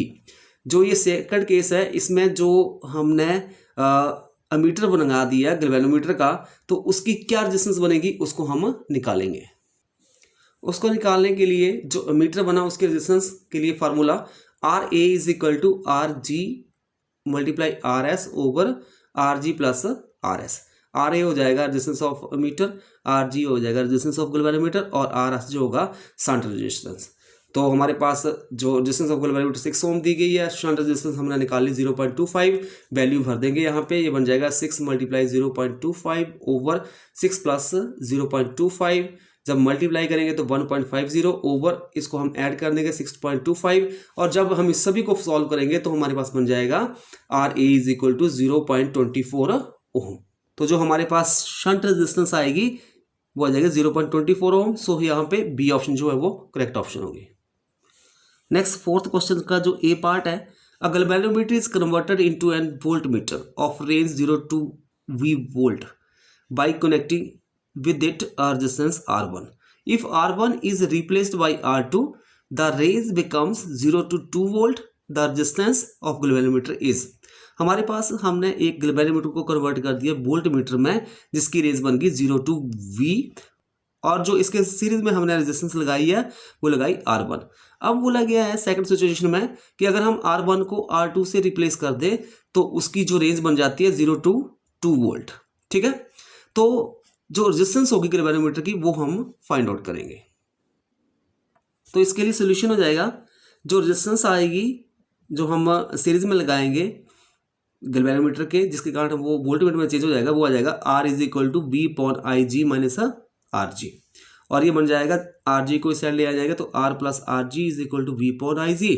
थोड़ा और रीड करते हैं, IG को इस साइड ले जाते हैं, इसको नीचे लेके आते हैं तो IG is equal to V upon R plus RG बन जाएगा। R क्या होगा रेजिस्टेंस इन सीरीज, और RG होगा गैल्वेनोमीटर रेजिस्टेंस। फर्स्ट केस है उसमें हमारे पास दिया है कि जो रेजिस्टेंस R1 है और दूसरा जो वोल्टेज कितनी है V, तो IG is equal to V upon R1 plus RG, ये इक्वेशन 1 बन जाएगी। सेकंड केस में हमारे पास था कि जो हमने वोल्ट मीटर बनाया उसकी रेंज कितनी 0 to 2 वोल्ट, तो यहाँ पे V की जगह जाएगा 2B और रेजिस्टेंस को चेंज करके किया R1 को हमने कर दिया R2, तो हमारे पास बन जाएगा IG is equal to 2B over R2 plus RG। अब हमारे पास जो इक्वेशन 1 और 2 इसको हम कंपेयर करेंगे। इक्वेशन 1 और 2 में लेफ्ट हैंड साइड बराबर है तो राइट हैंड साइड भी बराबर होगी, तो यहाँ पे जाएगा V over R1 plus RG is equal to 2V over R2 plus RG। V के साथ V कैंसिल हो जाएगा, इधर हम 2 के साथ मल्टीप्लाई कर देंगे तो ये हमारे पास बन जाएगा 2R1 plus 2RG is equal to R2 plus RG। अब हम नेक्स्ट स्टेप में जो हमारे पास RG है उसको इस साइड ले आएंगे, तो ये हमारे पास जाएगा 2RG minus RG is equal to R2 minus 2R1, तो यहाँ पे 2RG माइनस 1RG, तो ये बन जाएगा RG is equal to R2 minus 2R1। So इस तरह से इस क्वेश्चन में ए ऑप्शन जो है वो करेक्ट ऑप्शन होगी। अब इसका जो और part B part, a current of 5 milliampere flow through a galvanometer, its coil has 100 turns, each of the area of cross section 18 centimeter square and is suspended in a magnetic field 0.20 Tesla. The deflecting torque acting on the coil will be। Question में हमारे पास जो current flow कर रहा है galvanometer में से वो हमारे पास गिवन है 5 मिली एम्पियर। मिली को चेंज करना है हमने, तो हमारे पास मिली एम्पियर को एम्पियर में, तो हम क्या करेंगे मिली का मतलब 10⁻³ के साथ मल्टीप्लाई कर देंगे, तो ये बन जाएगा 5 × 10⁻³ एम्पियर। अब नंबर ऑफ टर्न्स 100 है, अब एरिया 18 सेंटीमीटर स्क्वायर हुआ, तो अब हम इसको मीटर में चेंज करेंगे, तो क्या करेंगे डिवाइड कर देंगे 100 × 100 से, तो ये बन जाएगा 18 × 10⁻⁴ मीटर स्क्वायर। और मैग्नेटिक फील्ड दी है 0.20 टेस्ला, तो हम टॉर्क निकालेंगे। टॉर्क की relation we know that torque is equal to NIAB। N की जगह 100 भर देंगे, आई की जगह 5 × 10⁻⁻3, ए की जगह 18 × 10⁻⁴ और बी की जगह जाएगा 0.20। जब हम इसको सारे को सॉल्व करेंगे तो हमारे पास आ जाएगा 1.8 × 10⁻⁴ न्यूटन मीटर। सो इस तरह से B is the correct option. Section A question number 31 A part, first part इसका 3 batteries E1, E2 and E3 of EMFs and internal resistances 4 volt 2 ohm, 2 volt 4 ohm and 6 volt 2 ohm respectively are connected as shown in the figure. Find the value of the current passing through batteries E1, E2, E3। Question में हमारे पास given है 3 battery दी गई है जिनकी EMF E1, E2, E3 है, और पहली बैटरी की वोल्टेज 4 वोल्ट 2 ओम रेजिस्टेंस, दूसरे की 2 वोल्ट 4 ओम रेजिस्टेंस, तीसरी की 6 वोल्ट 2 ओम रजिस्टर। कनेक्ट किया गया है इनको फिगर में, और हमने जो करंट पास करेगा E1, E2 और E3 से वो हमने फाइंड आउट करना है। सर्किट डायग्राम बन जाएगी। यहाँ पे जो 2 ओम रेजिस्टेंस लगी 4 वोल्ट 4 ओम रेजिस्टेंस 2 वोल्ट, फिर 6 वोल्ट 2 ओम रेजिस्टेंस, और इस तरह से ABCDEF दे दिया।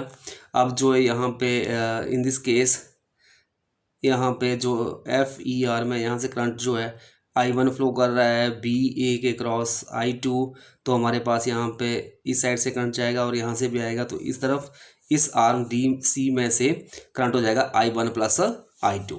अब जो है फर्स्ट हम ले लेंगे क्लोज लूप ABCD, इसमें हम लूप लॉ को लगाएंगे किरचॉफ्स लूप लॉ, तो यहाँ पे हमारे पास बन जाएगा 4I1 plus 6I2 is equal to 6। This is equation number 1। अब लूप ले लेंगे हम CDEF, यहाँ पे जो किरचॉफ्स सेकंड लूप लॉ लगाएंगे तो हमारे पास ये बन जाएगा 6I1 plus 4I2 equal to 8। This is equation number 2। अब सॉल्व करेंगे हम इक्वेशन 1 और 2 को, तो फर्स्ट को हम 6 के साथ मल्टीप्लाई कर देंगे, सेकंड को 4 के साथ। इस तरह से हमारे पास ये बन जाएगा 24I1 plus 36I2 is equal to 36, और नीचे 24I1 plus 16I2 is equal to 32। अब यहाँ पे माइनस माइनस हो जाएगा, प्लस प्लस से आ रही है, ये कैंसिल हो जाएगा। यहाँ पे 36 minus 16 20I1 is equal to 4, तो यहाँ पे I2 इज इक्वल टू 4/20, तो ये 1/5 आ जाएगा। तो यहाँ पे I2 की वैल्यू कितनी आ गई 1/5। सो इस तरह से I2 की वैल्यू हो जाएगी 1/5। अब जो है I2 की वैल्यू हम इक्वेशन 1 में भर देंगे यहाँ पे 4I1 + 6I2 = 6। तो I2 की जब हम यहाँ पे वैल्यू भरेंगे तो जब हम इसको सॉल्व करेंगे तो हमारे पास ये बन जाएगा 4I1 + 6 × 1/5 = 6। तो यहाँ पे 4I1 अब 6/5 है, इसको साइड ले जाएंगे, -6/5 हो जाएगा। एलसीएम लेंगे तो हमारे पास ये बन जाएगा, जब हम इसको सॉल्व करेंगे 4I1 20/5 तो I1 = 6/5a। अब I1 + I2 निकाल लेंगे तो 1/5 + 6/5 7/5a हो जाएगा। तो इस तरह से हमारे पास जो करंट थ्रू होगा E1 के क्रॉस 1/5a, E2 के क्रॉस 7/5a और E3 के क्रॉस 6/5a। सेकंड पार्ट है इसका, the ends of 6 wires each of resistance R is equal to 10 ohm are joined as shown in the figure.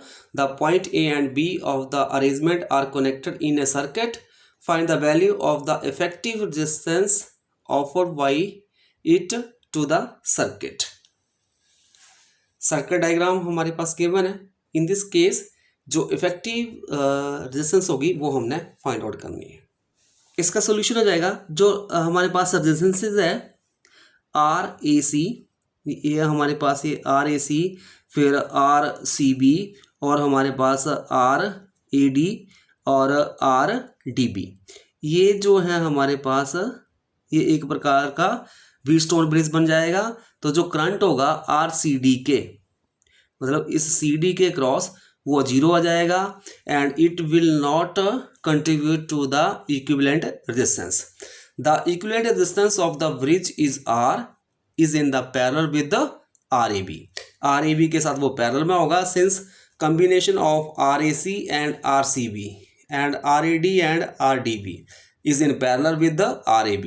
RAB के साथ parallel में हो गए तो हमारे पास यहाँ पे 1/R equivalent is equal to 1/R plus 1/R, LCM लेके R आ जाएगा, 2/R बन जाएगा। इसको रिवर्स कर देंगे तो R equivalent is equal to R/2।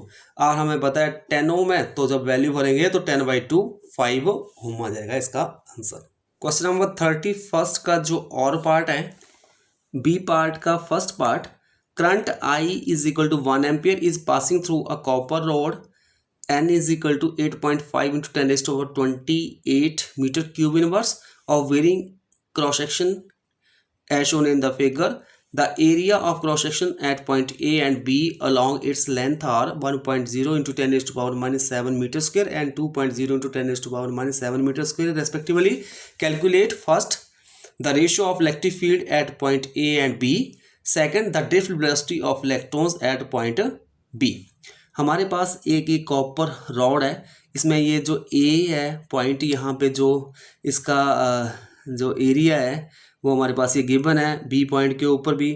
तो हमारे पास जो रेशियो होगी इलेक्ट्रिक फील्ड की ए और बी पॉइंट के ऊपर वो हमने फाइंड आउट करनी है फर्स्ट पार्ट में। सेकंड में निकालनी है drift velocity of free electrons at point B, B के ऊपर जो ड्रिफ्ट वेलोसिटी होगी इलेक्ट्रॉन की वो निकालनी है।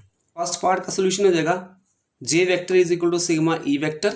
तो हमारे पास आ जाएगा JA/JB is equal to EA/EB, this is equal to I/AA/I/AB।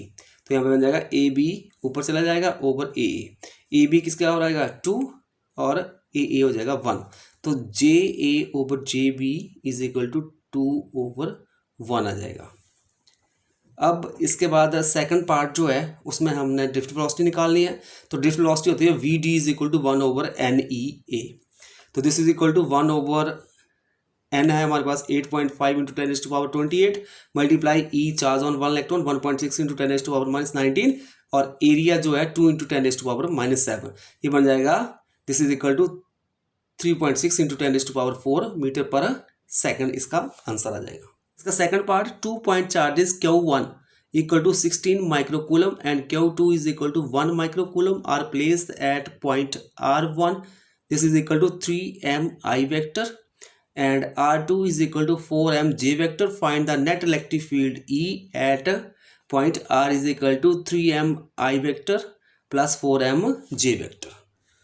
Second part का सोल्यूशन हो जाएगा, पॉइंट P है, यहाँ पे जो इलेक्ट्रिक फील्ड बनेगी हमारे पास यहाँ पे ये 16 माइक्रोकूलम चार्ज यहाँ पे प्लेस्ड है, 1 मोलिकुलर कूलम यहाँ पे है, जो यहाँ से 3 डिस्टेंस के ऊपर है, यहाँ पे 4 के ऊपर।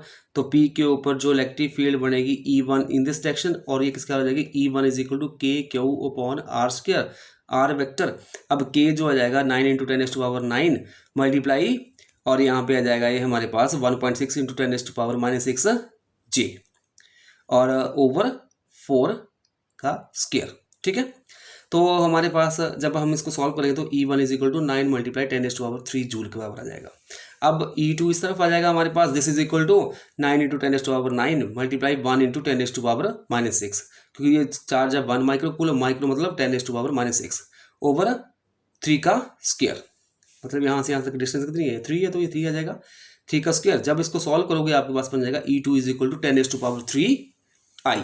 अब E नेट जो आ जाएगा P पॉइंट के ऊपर वो आ जाएगा E1 plus E2, this is equal to 9 multiply 10⁻3 J plus 10 की 3 I, ये बन जाएगा I प्लस 9J मल्टीप्लाई 10 की 3 न्यूटन पर कूलम। आंसर आ जाएगा।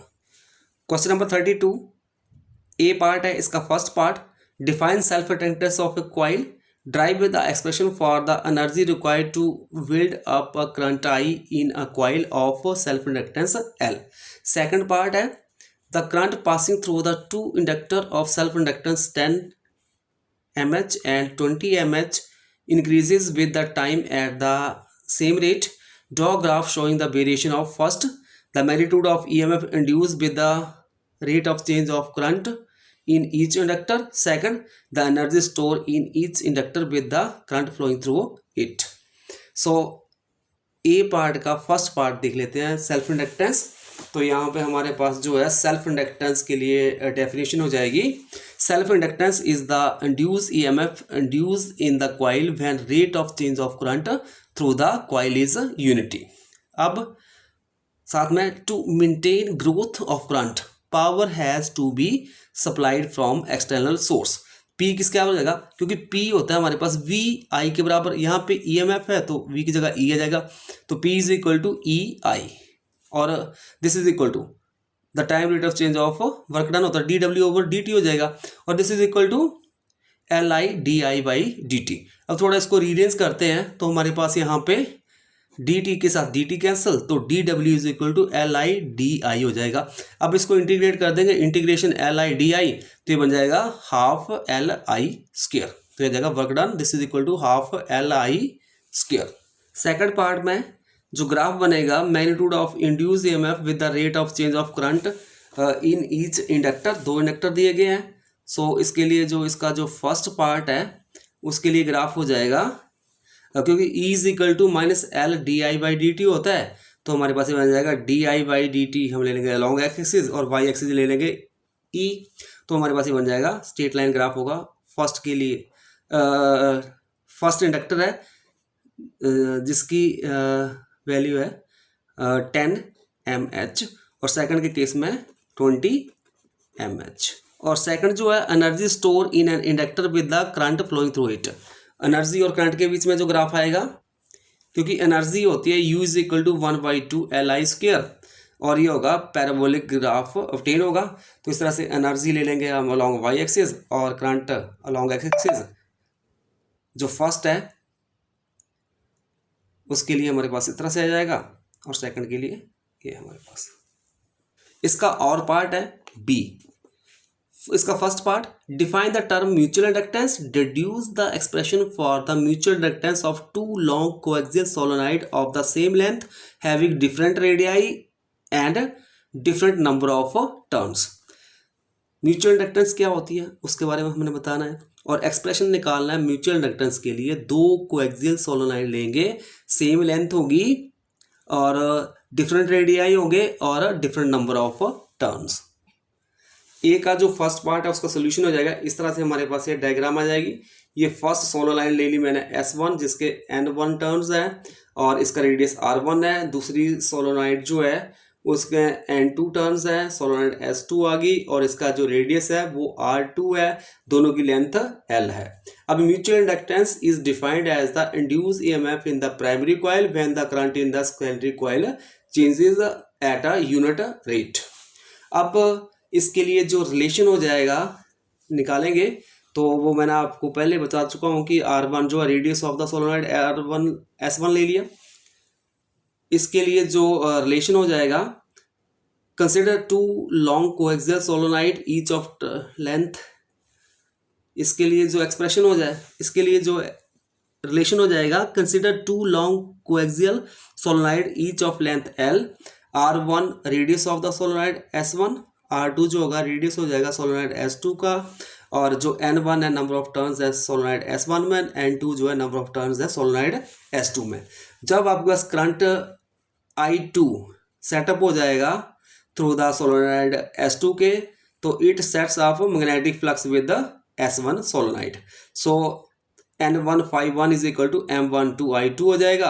अब this is equal to N1L multiply pi R1 का square multiply mu naught N2I2, ये बन जाएगा म्यू नॉट N1 N2 पाई R1 का स्क्वायर LI2। तो M12 इज इक्वल टू हो जाएगा म्यू नॉट N1 N2 पाई R1 स्क्वायर L, और इसके बन जाएगा this is equal to M21 के बराबर। Second part, the current flowing through an inductor is uniformly increase from 0 to 2 ampere in 40 seconds. An EMF of 5 MV is induced during this period. Find the flux linked with the inductor at t is equal to 10 second. Current जो flow कर रहा है inductor के through uniformly increase कर रहा है वो 0 to 2 ampere 40 second में। EMF जो है 5 MV की जो इंड्यूस हो रही है ड्यूरिंग दिस पीरियड, इस पीरियड के दौरान, और जो हमने फ्लक्स लिंक करेगा इंडक्टर के साथ जब टाइम 10 सेकंड है वो फाइंड आउट हमने करना है। सेकंड पार्ट का सोल्यूशन हो जाएगा, EMF होती है E is equal to L di/dt, तो L is equal to E upon di/dt हो जाएगा। E की जगह वैल्यू पा देंगे 5 × 10⁻³ ओवर 2 di2 है ओवर टाइम 40 ऊपर चला जाएगा। जब आप इसको सॉल्व करोगे तो हमारे पास बन जाएगा 5 × 10⁻³ मल्टीप्लाई 40/2, 220 द 40, 25 द 100, तो मल्टीप्लाई 10⁻³ तो ये बन जाएगा 10 की -1, दिस इज इक्वल टू 1/10, और दिस इज इक्वल टू 1 को हम 10 से डिवाइड करेंगे तो 0.1 हेनरी। अब जो 5 होता है this is equal to LI, L की वैल्यू हमने निकाली 0.1 मल्टीप्लाई 2 और 40 मल्टीप्लाई 10 के साथ ये 0 के साथ 0 कैंसल, ठीक है, 2 to the 4, तो हमारे पास हो जाएगा 0.1/2, दिस is equal to 1/10 multiply two 1/20, 1 को 20 से डिवाइड करेंगे तो 0.05 वेबर। तो 5 जो है flux this is equal to 0.05 weber हो जाएगा। क्वेश्चन नंबर 33 ए पार्ट, इसका first part, draw a ray diagram of a reflecting telescope Cassegrain and explain the formation of image, state 2 important advantages that a reflecting telescope has over a refracting telescope। First जो है वो diagram आ जाएगी reflecting telescope की, तो हमारे पास इस तरह से ये एक ट्यूब के अंदर होगा और यहाँ पे एक ये मिरर लगा हुआ है, दूसरा ये, और ये ऑब्जेक्टिव मिरर हो गया, ये सेकेंडरी मिरर हो गया, पैरेलल रे ऑफ लाइट आ रही हैं इसके ऊपर पड़ रही हैं, फिर यहाँ से रिफ्लेक्ट होके कहाँ पे आई पीस, यहाँ पे वो उसकी इमेज हमें ऑब्टेन होगी। तो इस तरह से आप उसकी डायग्राम बना सकते हो। दूसरा जो पूछा गया है कि हमारे पास जो एडवांटेजेस क्या होगी, नो क्रोमेटिक अब्रिविएशन होगी, लेस स्फेरिकल अब्रिविएशन होगी, और लेस मैकेनिकल सपोर्ट रिक्वायर्ड होगा, फोर्थ वन ब्राइटेड इमेज बनेगी, fifth one high resolving power होगी, sixth one high magnifying power होगी। These are the advantages. Second part, in a refracting telescope the focal length of the objective is 50 times the focal length of the eyepiece. When the final image is formed at infinity, the length of the tube is 102 centimeter. Find the focal length of the two lenses. Question में given है refracting telescope है जिसमें focal length जो उसकी objective की वो 50 times है focal length of eyepiece के, और फाइनल इमेज फॉर्म हो रही है इन्फिनिटी के ऊपर, और जो लेंथ ऑफ ट्यूब है 102 सेंटीमीटर है, तो फोकल लेंथ जो होगी 2 लेंसेज, मतलब focal length of objective and eyepiece जो होगी वो निकालनी है। सेकंड पार्ट का सोल्यूशन हो जाएगा, for image at infinity FO plus FE is equal to L। According to question FO is equal to 50 FE है गिवन है, इसकी वैल्यू हम यहाँ पे भर देंगे तो हमारे पास बन जाएगा F E plus 50 F E is equal to 102, 50 plus 1 51 हो जाएगा, 51 F E is equal to 102 divide by जो आएगा 51 तो ये जाएगा एफ ई 2 सेंटीमीटर। अब एफ ई की वैल्यू हम यहाँ पे भर देंगे तो F O is equal to 50 multiply two 100 centimetre answer आ जाएगा। 33 और पार्ट बी पार्ट का first part, write two advantages of a compound microscope over a simple microscope, draw a ray diagram for the image formation at the near point by a compound microscope and explain it. इस question में दो advantages बतानी है हमने compound microscope की over simple microscope के, और draw जो है डायग्राम बनानी है किसकी, formation of near point by a compound microscope and explain it.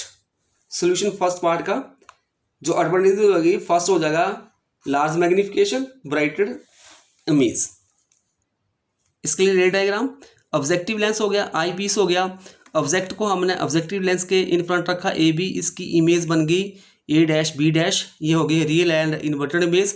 अब जो ये इमेज है आई पीस के लिए ऑब्जेक्ट का काम करेगी, यहाँ पे रे ऑफ लाइट जाएगी पीछे बढ़ाएगी तो यहाँ पे ये इसकी इमेज फाइनल बनेगी A double dash B double dash. Second part, a thin plano concave lens with its curve face of radius of curvature r is made of glass of refractive index n1. It is placed coaxially in contact with the thin equiconvex lens of same radius of curvature of refractive index n2. Obtain the power of combination of lens. इस question में हमारे पास एक plano concave lens है with its curve face of radius of curvature r made up of glass, जिसका refractive index n1 है, और इसको place किया गया कोएक्सियली विद द थिन इक्विकन्वेक्स लेंस जिसका सेम रेडियस है ऑफ कर्वेचर है और रिफ्रैक्टिव इंडेक्स n2 है। तो हमने power of combination of these lens निकालना है। सेकंड पार्ट का सोल्यूशन हो जाएगा power of plano concave lens P1 is equal to minus n1 minus 1 over r, power of convex lens P2 is equal to n2 minus 1 2 upon r, power of combination this is equal to P1 plus P2. When we solve it we get P is equal to 2n2 minus n1 minus 1 over r is the answer.